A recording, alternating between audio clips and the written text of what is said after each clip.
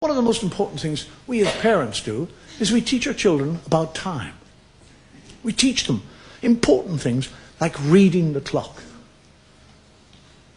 You actually think that's important? I'm going to teach you to read the clock. I'm going to teach you to read the time. Why? Because it's important that you know the time. Why? Because how would you know when to get up to go to school? Mummy would make me. What if Mummy wasn't there? You'd wake me. What if we both weren't there? Wouldn't go to school. How would you know when breakfast was? I'd be hungry. Shut up! Somebody came along to you and said, what time is it? And you didn't know, you'd feel stupid. Well, why doesn't he feel stupid? He doesn't know. Let me go through this whole thing. I'm going to teach you. I did it myself with my son. I'm going to teach you how to read the clock. This is a clock. It's not actually a clock. It is a clock, but it's not a clock. It's a watch. It's called a watch. It's a wristwatch because it's on my wrist.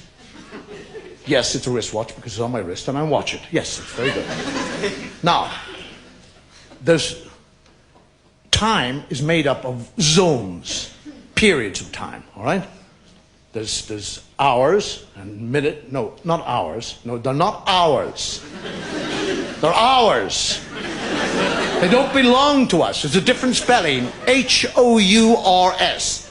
Not Howards. It's silent. I don't know.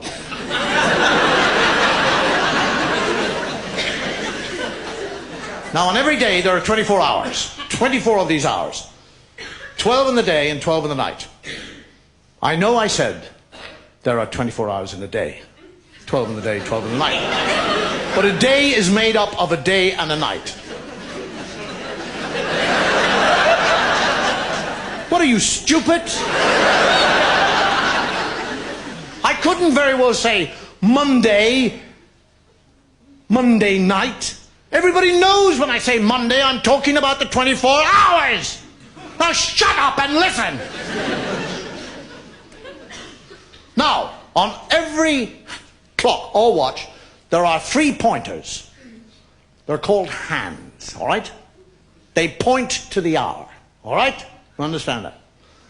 There's the hour hand. That's the first hand, the hour hand. The second hand is the minute hand, and the third hand is the second hand.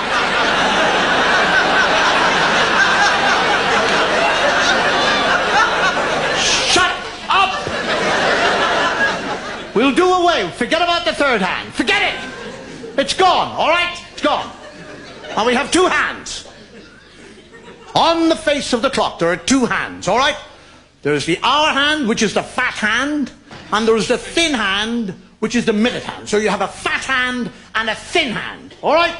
Fat hand, hours, thin hand, minutes. Right. Now up the top of the clock, you see the number up there, 1 and 2. 1 and 2 is 12. It's not 3. It would be 3 if you joined them together.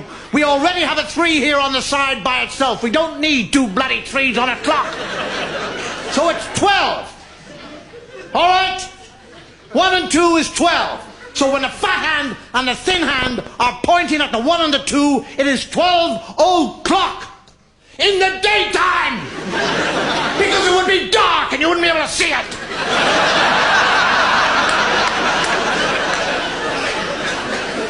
Now the thin hand starts to move away from the fat hand. It likes the fat hand. Yes, it likes the fat hand, but if it wants to tell the time, it has to go away from the fat hand. So it moves away from the fat hand, leaving the fat hand at the 1 and the 2, and then it comes over to the 1 here by itself. You see the 1 to the right of the 1 and the 2? Now, that 1 is 5. Because it is, it's 5. 2 is 10, 3 is 15, 4 is 20, 5 is 25, 6 is a half.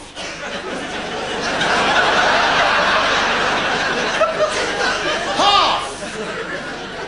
Because 12 is the whole, so 6 is the half. 7 is 25 to or 35 past.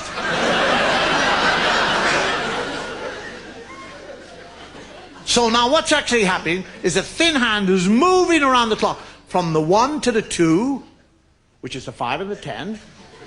And while he's doing that, the fat hand is moving slowly away from the 1 and the 2. Yes, because fat hands move slowly, that's right. Fat things waddle away, yes, that's it.